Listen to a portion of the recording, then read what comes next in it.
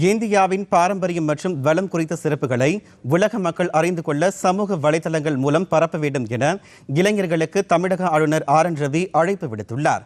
காஞ்சிபுரத்தில் சங்கராச்சாரியார் விஜயேந்திர சரஸ்வதி சுவாமிகள் தலைமையில் பழங்குடியின இளைஞர்களின் கலாச்சாரம், பண்பாடு, நாகரிகம் உள்ளிட்டவைகளை பரிமாறிக்கொள்ளும் திட்ட தொடக்க விழா நடைபெற்றது.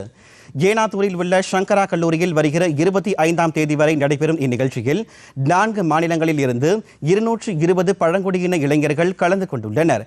துவக்க விழாவில் உரையாற்றிய ஆளுநர் RN ரவி சமூக வலைதளத்தை இளைஞர்கள் பயன்படுத்தி இந்தியாவின் பாரம்பரியத்தை உலக நாடுகளுக்கு எடுத்து செல்ல வேண்டும் என கேட்டுக்கொண்டார்.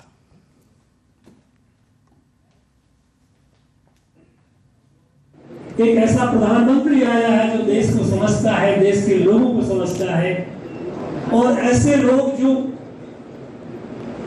जिन्हें कोई पूछता नहीं था उन्हें पूछता है. हमारे जनजाति समाज के लोग, हमारे जनजाति समाज के लोग हम अपने हैं, कोई गैर नहीं है. आपकी संस्कृति है, उसे संस्कृति पर आपको गर्व होना चाहिए. जो आज भगवान आदि शंकराचार्य ने जो हमें ज्ञान दिया कि वसुधैव कुटुंबकम, उस वसुधैव कुटुंबकम को सही मानने में आप लोग पालन करते हो. आपका जो प्रकृति से संबंध है, आपका जो संबंध है वो आपके जंगल से, जमीन से, जंगल में रहने वाले जीव जंतुओं से एक आत्मीयता है, एक अपनापन है.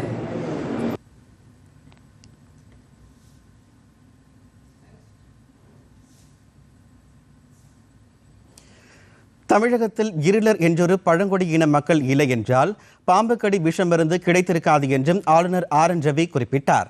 விழாவில் புதுதில்லி குடியரசு தின விழா அணிவகுப்பில் பங்கேற்ற சங்கரா கல்லூரி மாணவர் போகன்ராஜுக்கு பாராட்டு சான்றிதழை ஆளுநர் RN ரவி வழங்கி பாராட்டு தெரிவித்தார்.